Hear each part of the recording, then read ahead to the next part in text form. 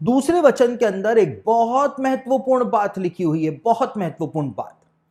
यीशु मसीह ने एक बात बोली, यीशु मसीह ने कहा कि तुम अपने शत्रुओं को आशीष दो, श्राप मत दो। पौलुस ने भी इसी बात को कहा, पौलुस भी इसी बात को कहता है। यीशु मसीह ने कहा अपने शत्रुओं को कोसो मत, उनको आशीष दो। अब हम कहते हैं प्रभु ऐसा कैसे हो सकता है, हम तो ऐसा कर ही नहीं सकते हैं, क्योंकि हमारा नेचर के अंदर बदलाव आया ही नहीं, हमारा व्यवहार बदला ही नहीं। तो हम अपने शत्रुओं को आशीष तो देते नहीं है, उनको श्राप देते हैं। ये सड़ सड़ के मरेगा, इसके साथ तो ऐसा होगा, जब ये भुगतेगा ना, जब पता चलेगा, तो हम कुछ बातें बोल जाते हैं। यहां पर नीति वचन में बताया हुआ है कि क्यों यीशु ने कहा था कि अपने शत्रुओं को श्राप मत देना, क्यों पौलुस ने जोर देकर के इस बात को कहा रोमियो की पत्री में कि तुम अपने सताने वालों को आशीष दो, श्राप मत दो। पौलुस ने कहा, तो क्यों कहा, यहां पर सुलेमान उस बात को बताता है। दूसरे वचन में लिखा है, जैसे गौरियां घूमते घूमते और सुपाबेनी उड़ते उड़ते नहीं बैठती, वैसे ही व्यर्थ श्राप नहीं पड़ता।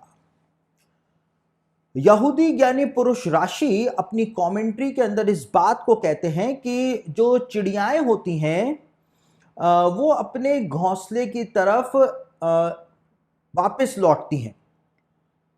चिड़ियाएं जब एक बार घूमने निकलती हैं, उड़ने निकलती हैं, तो ऐसा नहीं है कि वो अपने घोंसले पर वापस नहीं लौटती हैं, वो अपने घोंसले पर वापस लौटती हैं।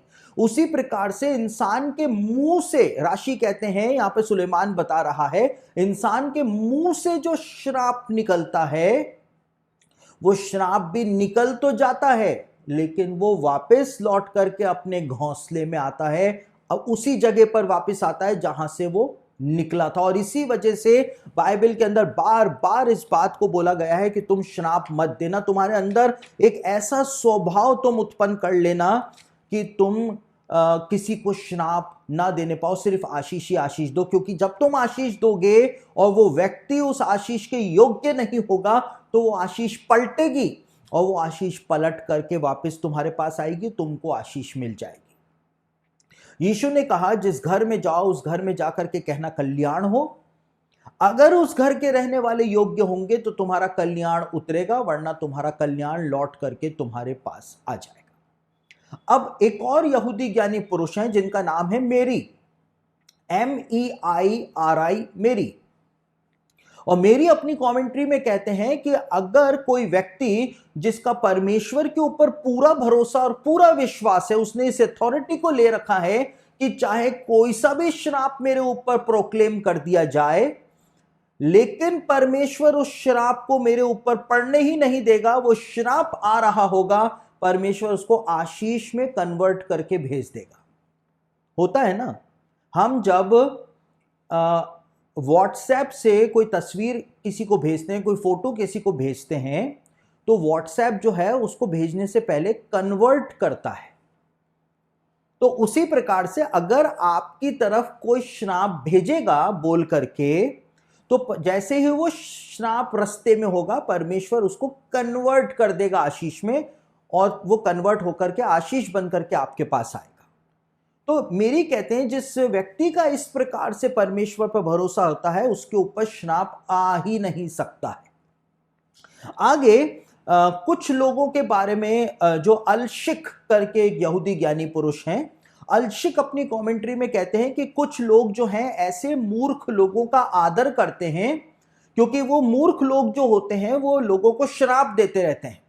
तो कई बार ऐसा होता है कि लोग जो हैं ऐसे लोगों का आदर करते हैं ताकि उसके मुंह से कोई भी श्राप भरी बातें हमारे विषय में ना निकलने पाए। अरे इसको विश कर दिया करो भाई, इसको नमस्कार नमस्ते कर दिया करो, वरना पीछे से कोसता रहेगा या कोसती रहेगी, इसलिए इसको खुश कर दो। इसको बुला लो बर्थडे पार्टी में, वरना पीछे से कोसती रहेगी। इसको बुला लो शादी में, वरना ये शादी को ही श्राप देता रहेगा। इस प्रकार से हम अपने रिश्तेदारों के लिए भी बोलते हैं। तो अल्शिक कहते हैं कि ये मूर्खता भरा काम है, क्योंकि जब हमको परमेश्वर पे भरोसा है, तो अगर कोई व्यर्थ में हमसे चिढ़ के मारे हमको श्राप दे रहा है, तो परमेश्वर उस श्राप को कन्वर्ट करके भेजता है, आशीष बना करके भेज देता है।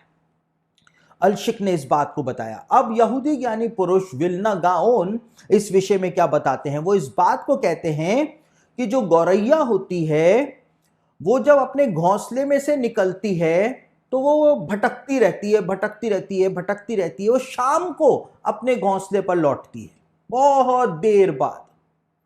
लेकिन जो सुपाबेनी होती है वो अपने घोंसले से उड़ करके जाती है, फिर घोंसले पर आती है, फिर उड़ करके जाती है, फिर वापस से घोंसले पर आती है। तो इस प्रकार से उसका आना जाना लगा रहता है।